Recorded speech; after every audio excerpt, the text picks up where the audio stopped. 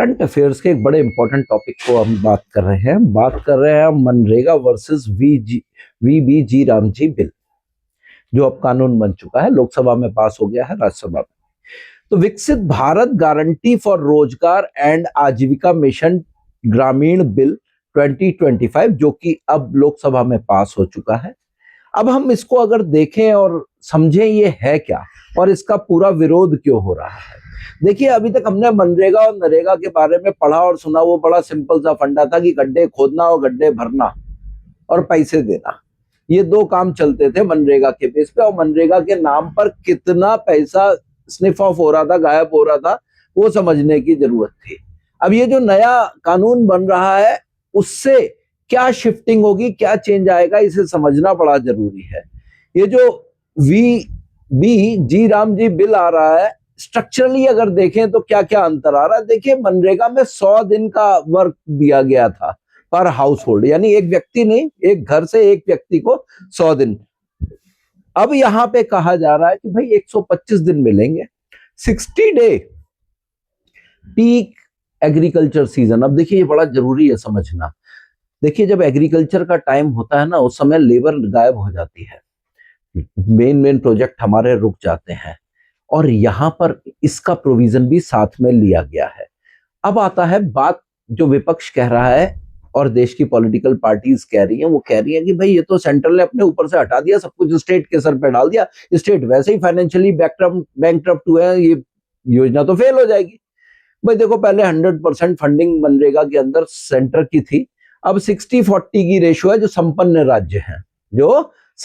राज्य हैं। लेकिन जो राज्य कुछ स्पेशल प्रोविजन के हैं, बैकवर्ड कंडीशन में चल रहे हैं, वहां 90-10 का रेशियो केंद्र ने रखा हुआ है।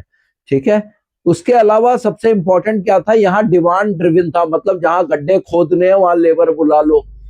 अब यहाँ क्या है, सप्लाई ड्रिवन है, मतलब लेबर अवेलेबल है तो उसको काम एलोकेट किया जाएगा। अब समझिएगा, पहले जरूरत नहीं होती थी तब भी काम पे लगाया जाता था। गड्ढे खोदने के लिए लोगों को लगाया, गड्ढे खोदे, फिर दोबारा बंद करवा दिए, कुछ नहीं हुआ तो। अब आपके पास बहुत सारे ऑप्शंस रहेंगे इनसे काम करवाने के। ठीक है। कवरेज क्या थी पहले, यूनिवर्सल रूरल हाउस होल्ड था केवल। अब देखिए, यहाँ पे नोटिफाइड रूरल एरियाज मिलेंगे आपको, क्लियर कट आपको मिलेगा कि कहाँ काम कर रहा है, कहाँ नहीं करना है। अच्छा, पहले जो आपकी पेमेंट होती थी वो होती थी 15 डेज में, अब किसे 1 हफ्ते से लेके 14 दिन के अंदर अंदर पेमेंट आपकी की जाएगी। इसके बाद अनएम्प्लॉयमेंट अलाउंस की बात की जाए, इसके अंदर 15 डेज हुआ करता था, सेंट्रल की लाइबिलिटी होती थी, अब 15 डेज ही है, लेकिन लाइबिलिटी जो है वो स्टेट की लाइबिलिटी हो चुकी है। ठीक है। अब इंफ्रास्ट्रक्चर के गोल्स को फोकस किया जाए। देखो, मनरेगा का सिंपल, मैंने आपको स्टार्टिंग से ही बताया, एक ही काम होता था, गड्ढे खोदना। ठीक है ना। अब लेकिन ये जो नया बिल आया है, जिसको अब प्रपोजली कानून बनी जाएगा, उसके अंदर राष्ट्रपति महोदय के साइन होने के बाद ये कानून बन जाएगा। इसमें बड़ा सिंपल सा फंडा हो चुका है। इसमें 4 वर्टिकल एरियाज में काम डिवाइड किया गया है। 4 वर्टिकल एरिया, कौन कौन से 4 एरियाज हैं, बेसिकली समझिएगा इस चीज को, बड़ा जरूरी है। पहला, वाटर कंजर्वेशन।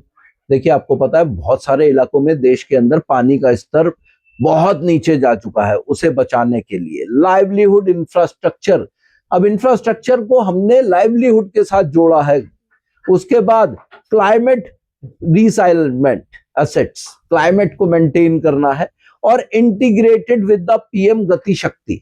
अब देखिए, ये सारे के सारे भारत की आजादी के 100 साल पूरे होने तक देश के ग्रामीण क्षेत्रों को विकसित करने के एरियाज पे काम करने के लिए तैयार किया गया है।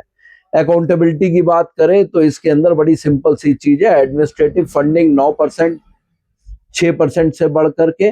बायोमेट्रिक मॉनिटरिंग होगी सारे कामों की। प्रॉब्लम यही आ रही है, अभी तक गांव का सरपंच जिसको चाहता था रोजगार दे देता था, किसी का कार्ड बना दिया, काम हो गया।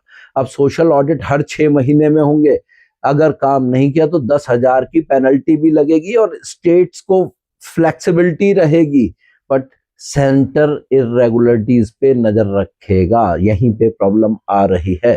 तो देखिए, ये जो अगर देखें, सबसे बड़ा जो पॉइंट आ रहा है इसके अंदर, सबसे बड़ा पॉइंट आ रहा है बेसिकली क्या, कि भाई स्टेट्स जो ऑलरेडी बैंकक्रप्ट हैं वो इसको कैसे मैनेज करेंगी। स्टेट्स कैसे मैनेज करेंगी, गरीब स्टेट्स। तो मानते हैं कुछ क्षेत्र ऐसे हैं जहां पर दिक्कत है, लेकिन बहुत सारे स्टेट जो बहुत अच्छे स्टेट्स हैं, जो वेल स्टेब्लिश्ड हैं, वहां प्रॉब्लम है। बिहार, छत्तीसगढ़, ठीक है, उत्तर प्रदेश, गुजरात, अब यहाँ पे इन पे लगभग लगभग 1% से नीचे जो है इम्पैक्ट पड़ने जा रहा है। और इनका इम्पैक्ट जो है बेरोजगारी भत्ते के ऊपर भी पड़ने वाला, क्योंकि राज्य की अपनी बहुत सारी योजनाएं फ्री में, राज्य भी अपना बहुत कुछ बांट रहे हैं।